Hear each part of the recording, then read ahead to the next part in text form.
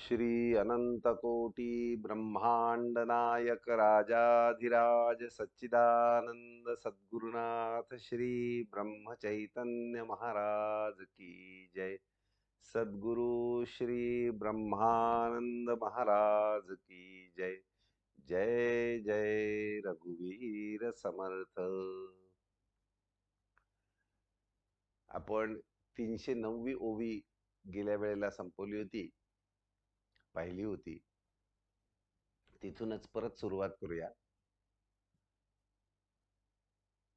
जसं अर्जुनाने भगवान श्रीकृष्णाला आपला रथ दोन्ही सैन्यांच्या मध्ये आणून उभा करायला सुचवलं, विनंती केली की मला बघू तर तरी दे कोण कोण शत्रू सैन्यात समोर उभे आहेत. आणि मग बघायला आल्यावर मात्र त्याला करुणेने ग्रासलं, वासनेने ग्रासलं, आसक्तीने ग्रासलं. आणि मग तो खिन्न होऊन जे उद्गार काढू लागला ते भगवंत ऐकतायत सध्या. तैसे अतिस्नेहे द्रवता हृदय खिन्न धनंजय काय बोले. अर्जुन उवाच द्रष्ट्वेमं स्वजनं कृष्ण युयुत्सुं समुपस्थितं सीदन्ति मम गात्राणि मुखं च परिशुष्यति वेपथुश्च शरीरे मे रोमहर्षश्च जायते गांडीवं स्त्रंसते हस्तात् त्वक्चैव परिदह्यते न च शक्नोम्यवस्थातुं भ्रमतीव च मे मनः. म्हणे ऐके देवा पाहिला मेळावा दिसे हा आघवा गोत्रवर्ग कराया संग्राम सर्व हे उद्युक्त परी ते उचित नभे आम्हा. बघा म्हणे देवा, हे सगळे इतके उत्साहात आहेत, इतक्या जोमानी युद्धाला सिद्ध झालेले आहेत शत्रू पक्षाचे लोक, पण हे आमचेच सगळे आप्त इष्ट असल्यामुळे, आप्त मित्र असल्यामुळे आम्हाला मात्र हे असं युद्धासाठी उत्सुक होणं शोभत नाही, योग्य नाही. काय नेणो कैसे गेले अवसान माझे मज भान नुरे आता. ह्या सवे लढावे नको हा विचार मनबुद्धी स्थिर ठाई नोहे. माझी मनबुद्धी आता पुरती गोंधळून गेलेली आहे. हा विचार सुद्धा मला सहन होत नाही की यांच्याशी लढाई करावी, युद्ध करावं. देखे देही कंप जिव्हा झाली जड तोंडासी कोरड पडे माझ्या. थरारे सर्वांग जणू घेई पेट विकलता येत गात्रा लागी. अक्षरशः असे जेव्हा प्रसंग प्रत्यक्ष मी पण सोडून कर्तव्य करण्याचे जेव्हा प्रसंग आपल्याही आयुष्यात येतात, तेव्हा आपली जवळपास स्थिती अशीच होते. ज्या तीव्रतेचा प्रसंग असेल त्या तीव्रतेने आपली ही स्थिती अर्जुनासारखी होते. म्हणून ही निव्वळ गोष्ट म्हणून आपण ऐकत नाही आहोत. आपण अर्जुनाच्या भूमिकेत राहून काय मनस्थिती होते जेव्हा मी पण सुटायला लागतं. मी पण सोडा, मी पण सोडा आपण तो म्हणतो, पण जेव्हा मी पडाचे बंध प्रत्यक्ष तुटायची वेळ येते तेव्हा जीव कासावीस होतो. आपल्या आप्त इष्टांना सोडून आपल्याला जावं लागतं. जाणं याचा अर्थ दोन्ही अर्थाने भौतिक दृष्ट्याही असेल, काही वेळेला मनाने सोडून द्यायचं असेल. प्रत्यक्ष तर आपल्याला साधायचं आहे ते मनाने अलिप्तता, पण ती मनाने अलिप्तता साधताना खूप त्रास होतो. बरोबर हाच प्रसंग आता या महाभारत युद्धामध्ये आहे. आपल्याच नातेवाईकांशी, गुरूंशी, काकांशी, अशा सगळ्या कुटुंबियांशी आणि मित्रमंडळींशी, नात्यागोत्यातल्या लोकांशी युद्ध करायचं, त्यांना मारण्याचा विचार करायचा. हेच अर्जुनाला सहन होईना झालंय. हीच देहबुद्धी ही युद्ध प्रसंगामध्ये उभी केलेली आहे. तसंच महाभारत युद्ध आपल्याही जीवनात खरोखर चालूच आहे.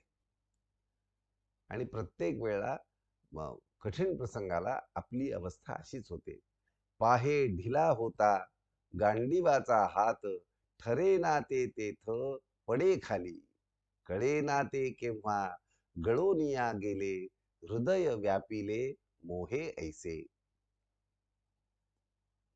म्हणजे कळतंय त्याला, पण जेव्हा ते खरंच मोहाने प्रभावित होतं आपलं चित्त, तेव्हा खरोखर काही सुधरत नाही, सुचत नाही. होते वज्राहून विशेषे दारुण, दुर्धर कठीण पार्थ चित्त. पार्थाचं चित्त, कारण तो क्षत्रिय होता, वीर होता, पराक्रमी होता, आणि त्यामुळे युद्धामुळे त्याचं चित्त असं विचलित आजपर्यंत कधीच झालं नव्हतं. युद्धाच्या वेळेला पूर्ण वीराप्रमाणे, क्षत्रियाप्रमाणे, क्षत्रिय धर्माप्रमाणे आपलं त्याने क्षत्रिय धर्माचं कर्तव्य चोख पार पाडलं होतं. समोर पितामह भीष्म यायची काही पहिली वेळ नव्हती, यापूर्वी आले होते, पण त्यावेळेला मात्र त्याच्या चित्तामध्ये कालवा कालव अस्थिरता झाली नाही. परी तयाहून माया दुर्निवार.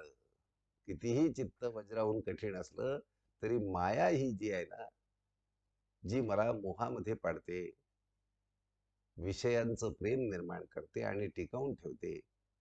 देखा कैसे थोर नवल हे, इतका वज्र हृदयाचा मनुष्य कर्तव्याच्या बाबतीत कर्तव्य कठोर हा वीर गळून गेला. जेणे युद्धा माझी शंकरासी हार, आणिली साचार तो हा वीर. निवात कवच दैत्य केले ठार, क्षणी तो जर्जर झाला मोहे. इतके भले भले महावीर त्यांनी नेस्तराभूत केले, पराभूत केले. तो मात्र एका क्षणामध्ये मोहाने जर्जर झाला. प्रत्यक्ष भौतिकदृष्ट्या काहीही त्याच्यावर आघात झालेला नाही, पण मन मोहग्रस्त झाल्यामुळे काय अवस्था झाली बघा. भलतैसे काष्ठ शुष्क कठीणांग, भेदी तसे भृंग लिले नेची. कसलंही लाकूड असू दे, कितीही कठीण कडक असू दे, भुंगा त्याला बरोबर छिद्र करतोच, कसंही लाकूड असू दे. काय त्याचं कौतुक आहे. परी कोंडे जेव्हा, असा तो इतका कठीण लाकूड पोखरणारा भुंगा, परी कोंडे जेव्हा कोवळ्या कळीत, गुंतोनियातीत पडे जैसा. त्या कळीला धक्का लागू नये माझ्यामुळे, कळी त्या कमळाची कळी छेदली जाऊ नये, ती चुरली जाऊ नये, या मोहापोटी तो त्या पाकळीच्या आत कोंडून पडतो आणि मरतो देखील. म्हणे चिरू कैसी पद्माची पाकळी, तेथे देई बळी प्राणाचाही. तैसा स्नेहबंध अति हळूवार, म्हणून साचार तोडवेना. आदिपुरुषाची अगम्य ही माया, नये आकळाया ब्रह्म्यातेही. ब्रह्मदेव जो पहिली उत्पत्ती परमात्म्याची, म्हणजे सृष्टीचा निर्माता, त्याला देखील भगवंताची माया ध्यानात येत नाही, कळत नाही, आवरत नाही. अशी ही माया आहे, आणि ती आपल्याला कशाने छेदायची आहे, कशाने मारायची आहे? नामाने मारायचे, भगवंताच्या स्मरणाने मारायचे. पण इथे तर प्रसंग असा आहे की देहामध्ये साक्षात भगवंतच समोर उभे आहेत, भगवान श्रीकृष्ण समोर उभे आहेत, जे पूर्ण ज्ञानी आहेत, 16 कलांनी युक्त आहेत. ते साक्षात समोर आपला रथ चालवत आहेत, पण त्यांच्याही समोर त्याला मोहाने ग्रासलं. त्याची माया योगे भुले धनंजय, रायासी संजय सांगत असे. ऐके राजा रणी, ऐसा तो अर्जुन, देखोनी स्वजन सकळही. युद्धाचा आवेश विसरला तेथ, कैसे नेणो चित्त पाझरले. कसं काय त्याचं चित्त पाझरलं, द्रवलं, ते लक्षात येत नाही, कळत नाही, म्हणतो संजय. मग म्हणे कृष्णा, नये राहू येथे, ऐसे मनी येते वारंवार. सकळ स्वजन मारावे हे ठार, मज हा विचार साहवेना. मन माझे फार होतसे व्याकुळ, सुटे आता तोल वाचेचाही. निमित्तानि च पश्यामि विपरीतानि केशव, न च श्रेयोनुपश्यामि हत्वा स्वजन माहवे. कौरवांचा वध जरी वाटे चांग, न मारू का सांग धर्माधिका. जर कौरवांना मारणं योग्य वाटते, माझेच बंधू आहेत, माझेच कुटुंबीय आहेत, ते जर योग्य वाटतं, तर मग धर्मराजाला, म्हणजे माझे जे थोरले बंधू आहेत, ज्येष्ठ बंधू, त्यांना का मारू नये. म्हणजे जर ते बरोबर असेल कौरवांचा वध करणं, तर धर्मालाही मारणं योग्य आहे, असा मोहाचा युक्तिवाद. युक्तिवादाला मोहाने ग्रासलं की युक्तिवादाला तोटाच नसतो. आम्ही आप्तजन सर्व ही निभ्रांत, एकची ना गोत एकमेका. एकाच गोत्राचे नारे आम्ही, म्हणून या देवा जळो जळो झुंज, माने ना हे मज काही केल्या. इतकं मन मोहग्रस्त होतं की ते सगळे पळपुटे युक्तिवाद करायला लागतात. म्हणून या देवा जळो जळो झुंज, माने ना हे मज काही केल्या. महापातकाचा कागा भावे धनी, दिसे मज हानी सर्वस्वाची. ऐसे वाटे आता टाळीली लढाई, तरी आशा काही कल्याणाची. आता जर ही लढाई टाळली नाही तर अकल्याण निश्चित आहे. माझ्याच गोत्रजांशी मी लढाई करावी, त्यांना मारावं, हे याच्या इतकं महापातक नाही. म्हणून आत्ता ही लढाई टाळली तर खरं पुण्य घडणार आहे, तर खरं कल्याण आहे. म्हणजे किती अवस्था खराब होते जेव्हा एखाद्याला मोहभ्रम होतो, तर तो गुरुला गुरु मानेनासा होतो, त्यालाच समजवायला लागतो.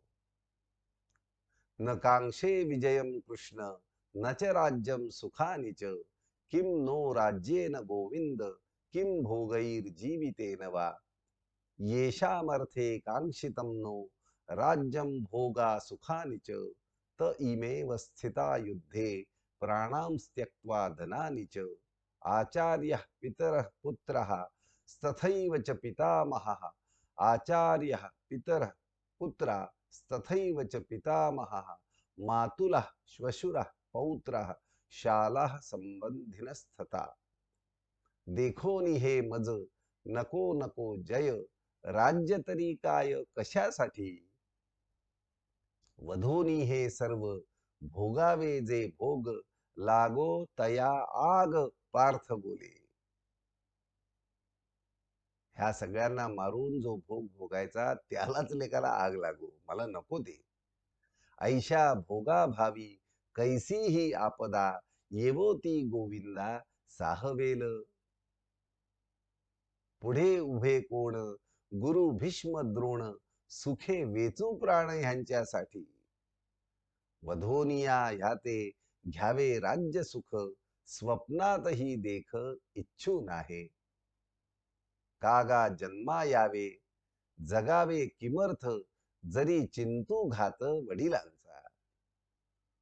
मला जन्माला येऊन काय झालं साधलं मी, कशासाठी जगायचं, जर माझ्या चित्तामध्ये माझ्याच वाडवडिलांना, ज्येष्ठांना मारण्याची मारण्याचं चिंतन फक्त झालं तरी माझं जगणं व्यर्थ आहे. कुळी ह्याची साठी इच्छिती का पुत्र, की तये स्वगोत्र निर्दाळावे. अशासाठी का मुलांना जन्म देतात आणि मुलगा व्हावा इच्छा करतात की त्यांनी आपलं सगळं गोत्र नष्ट करावं. मनी तरी का हा आणावा विचार, का भावे कठोर वज्रा ऐसे. घडे तरी घडो ह्यांचे काही हित, वागणे उचित हेची आम्हा. जे जे काही आम्ही संपादावे येथे, उपभोगावे ते सर्वांनीच. जरी ह्यांच्या काजी वेचले जीवित, तरी त्यात हित सर्व थैव. दिगंतींचे राजे जिंकोनी सकळ, तोषवावे कुळ आपुले जे. परी कर्मगती कैसी विपरीत, तेची आले येथ झुंजावया. ज्यांच्या कल्याणासाठी, ज्यांच्या उपभोगासाठी इतर शत्रूंना आपण पराजित करावं आणि त्यांची संपत्ती संपादावी आणि मग यांनी त्याचा उपभोग घ्यावा. पण कशी कर्मगती आली आहे बघ म्हणतो. तेच इथे माझ्याशी, ज्यांच्या उपभोगासाठी मी युद्ध करावी आणि शत्रूला पराजित करावं, त्याची संपत्ती घ्यावी आणि यांनी ती उपभोगावी, तेच माझ्याशी युद्ध करायला आले. स्त्रिया मुले सर्व सांडोनी भांडार, शस्त्राग्री जिव्हार ठेवोनिया. पाहे झाले सज्ज लढावया आज, ऐसे हे गोत्रज आमुचेची. देवा तूची सांग यासी कैसे मारू, कोणावरी धरू शस्त्र आता. आपुला आपण करावा का घात, असे हे उचित काय आम्हा. लढावया आले जाणसी ना कोण, देखे भीष्म द्रोण पलीकडे. तुला काय माहिती नाही का कोण लढायला आले? अरे भीष्म द्रोण आहे साक्षात. आम्हावरी ज्यांचे थोर उपकार, कैसे करू ठार तया लागी. सासरे मेहुणे आणि हे मातुल, बांधव सकल आमुचेची. पुत्र नातू आप्त सोयरे समस्त, संबंध निकट एकमेका. करू वध ह्यांचा ऐसे बोले वाचा, तरीही तयाचा दोष लागे. निव्वळ बोलण्याने सुद्धा दोष लागेल. यांचा वध करूया, यांना नष्ट करूया, यांना पराजित करूया, यांच्यावर आक्रमण करूया, असं नुसतं बोलणं सुद्धा झालं तरी याचा मोठा दोष लागेल. एतान हंतुमिच्छामि ज्ञतोपि मधुसूदन, अपि त्रैलोक्य राज्यस्य हेतु किम नु मही कृते. याही वरी हेतो हवे ते करोत, आताची मारोत आम्हा लागी. या उपर हे वाटेल ते करू देत. यांनी आत्ताच्या आत्ता आम्हाला मारलं, परी आम्ही यांचा कदापि निपात न चिंतावा येथ मनानेही. अति करुणेने,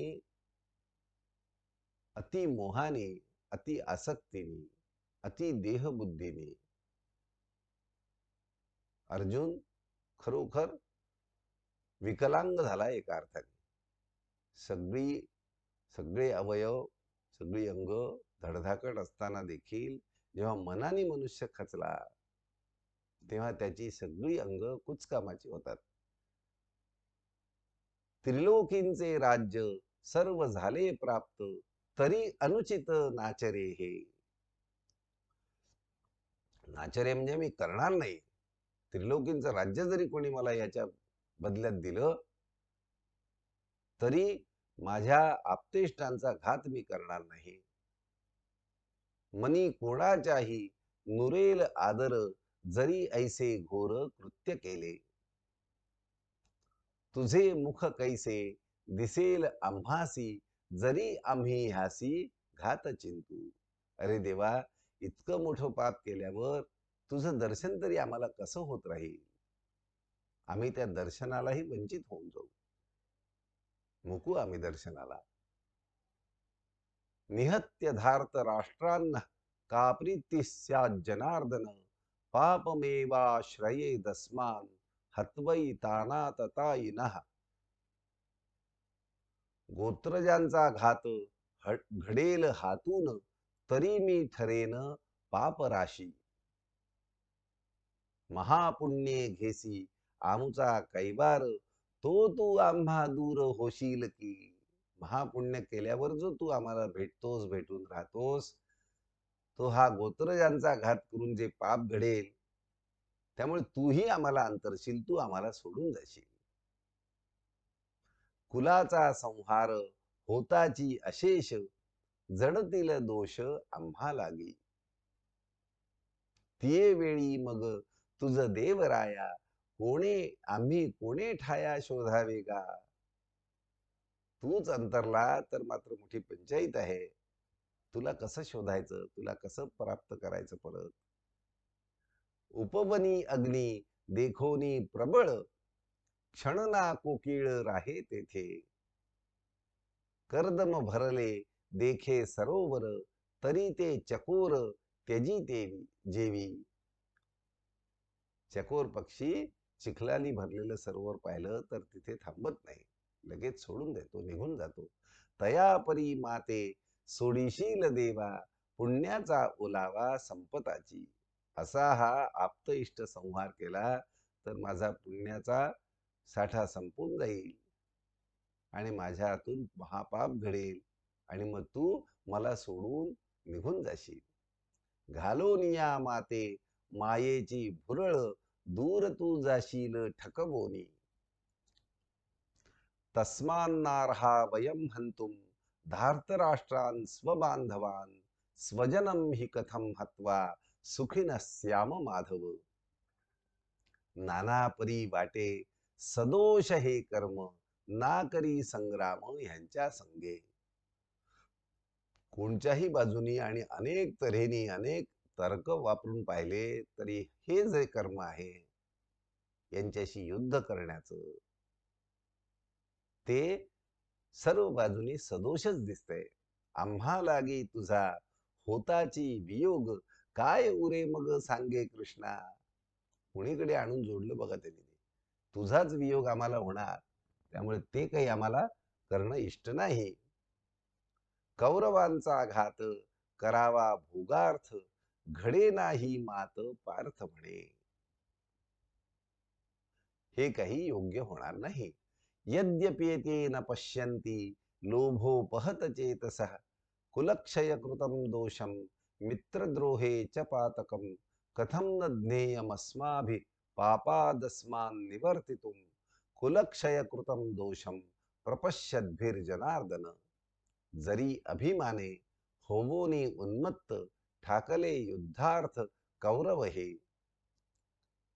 तरी लागे आम्हा पहावे स्वहित ऐसे माझे मत भगवंता. जरी अभिमान शिगेला जाऊन हे उन्मत्त होऊन सगळे कौरव समोर युद्धाला उभे झालेले आहेत, सिद्ध झाले आहेत, तरी आम्हाला मात्र स्वहित लक्षात घ्यावं लागेल. स्वतःचं हित अनहित लक्षात घ्यावं लागेल भगवंता, असं मला वाटतंय. कसं असतं, हा जो करुणेचा किंवा मोहाचा अंमल झाला, मोहाची बाधा झाली की मनुष्य बरळच सुटतो. इतके युक्तिवाद सुचतात, कारण ती मायेने बुद्धिभ्रष्ट झालेली असते. आणि मग तेही इतके युक्तिवाद आणि तो झालेला गोंधळ सहन होत नाही. मग थोडासा शरणागतीकडे येतो. मग भगवंतालाच विचारायला लागतो. आता माझं मत असं आहे म्हणतो, म्हणजे आता ठामपणा हळूहळू कमी होत चालला. वधावे हे कैसे आपुले आपतेष्ट घ्यावे कालकूट जाणताची. जाणून बुजून विष कशाला प्यायचं. हे आपल्या आपतेष्टांना मारणं म्हणजे विष पिण्या इतकं दोषपूर्ण आहे. अहो मार्गी ठाके सिंह अकस्मात चुकविता हित नोहे काय. अकस्मात जर सिंह समोर आला तर त्याला चुकवून बाजूनी जाणं हे हितावह आहे. तसा हा युद्ध प्रसंग समोर आलाय, आता यांनी महादोष लागणार आहे, म्हणून हा चुकवून बाजूला होणं जास्त श्रेयस्कर आहे. असता प्रकाश सांडोनिया दूर, सेविता अंधार काय लाभ. प्रकाश सोडून अंधाराकडे जाणं सर्वस्वी शहाणपणाचं नाही. काय फायदा होणार. भडकला अग्नी देखोनी समोर, नाही झालो दूर तेथोनिया. तरी आपणा ते जैसा तो घेरून, टाकील जाळून क्षणा माझी. तैसे महादोष येथे मूर्तिमंत, आदळू पाहात अंगावरी. जाणोनिका व्हावे युद्धासी प्रवृत्त, कृष्णाप्रती पार्थ ऐसे बोले. म्हणे देवा आता ऐकावी सर्वथा, महाभीषणता पापाची या. अजून किती महाभीषण आहे हे पाप ते ऐक म्हणतो. देवाला सांगतोय. आता देवालाच आपल्या भक्ताचं प्रवचन ऐकण्याची वेळ आलेली आहे तिथे. कुलक्षये प्रणश्यन्ति कुलधर्म सनातनाः, धर्मे नष्टे कुलं कृत्स्नम, अधर्मो विभवत्युत. काष्ठावरी होता काष्ठाचे घर्षण, उपजे त्यातून अग्नी जो का. होता तो प्रदीप्त जैसे काष्ठ जात, जाळोनी टाकीत समस्तही. तैसा गोत्री वध होता परस्पर, तेणे दोषे घोर कुलक्षय. पूर्ण कुळाचा नाश होईल. होता कुलक्षय लोपे कुलधर्म, संचरे अधर्म कुळा माझी. सगळं आपलं कुळ अधर्मयुक्त होऊन जाईल. अधर्माभिभवात कृष्ण प्रदुष्यन्ति कुलस्त्रियः, स्त्रिषु दुष्टासु वार्ष्णेय जायते वर्णसंकरः. मग सारासार सगळं उद्ध्वस्त होऊन जाईल. सगळी संस्कृती उद्ध्वस्त होईल. नीतिमत्ता उद्ध्वस्त होईल. मग सारासार राहेना विचार, कळेना साचार योग्यायोग्य. योग्य काय आणि अयोग्य काय कळेनासं होईल. कर्तव्या कर्तव्य ओळखेना काही, ऐसी दशा होई पापे येणे. हे कुलक्षयाचं जर पाप लागलं तर धर्मच बुडाला समज. योग्यायोग्य, कर्तव्य आणि अकर्तव्य यामधला भेदच नाहीसा होईल, दिसेनासं होईल, कळेनासं होईल. मालवोनी दीप चालता अंधारी, उजू मार्ग तरी लागे ठेच. उजू मार्ग म्हणजे मार्ग सरळ चांगला आहे, व्यवस्थित आहे, तरी पण अंधारात चालायला लागलो तर ठेच लागायची शक्यता राहतेच. कुलक्षयी तैसा आद्य धर्म सरे, एकलेची उरे पाप मात्र. मग तेथे मन राहेना स्वाधीन, दशेंद्रिय गण स्वैर वागे. हीन पुरुषाशी घडोरी संगती, तेणे बिघडती कुलस्त्रिया. ऐसे वर्णावर्ण जाता मिसळून, लोपती संपूर्ण ज्ञाती धर्म. चव्हाट्यावरील भक्षावया अन्न, कावळे धावोन येती जैसे. तैसी महापापे संचरती कुळी, लोपे जिये वेळी कुलधर्म. संकरो नरकायैव कुलज्ञानां कुलस्य च, पतन्ति पितरो ह्येषां लुप्तपिंडोदकक्रियाः. तया कुलघ्नांच्या सवेत्या कुळास, सर्वा घडे वास नरकीच. म्हणजे सर्व मानव प्राणी त्या कुळामध्ये उत्पन्न होणारे सगळ्यांची अधोगतीच होते, सगळ्यांचा अधपात होतो. वंशातील प्रजा पावे अधोगती, पूर्वज भ्रष्टती स्वर्गातील. आपल्या संततीच्या कर्मांनी, भ्रष्ट कर्मांनी स्वर्गातील पूर्वज सुद्धा भ्रष्टतील. लोपता ती कर्मे नित्य नैमित्तिक अर्पी तिळोदक कोणा कोण. कोठोनी तयासी मग स्वर्गवास, सवे नरकास तेही जाती. जरी सर्पे केला नखाग्राते दंश, वेगे चढे विष सर्वांगाते. तैसे सत्य लोका पासोनी सत्वर, सर्व ही पितर भ्रष्ट होती. दोषैरेतै कुलघ्नानां वर्णसंकर कारकैः उत्साद्यन्ते जातिधर्मा कुलधर्माश्च शाश्वताः.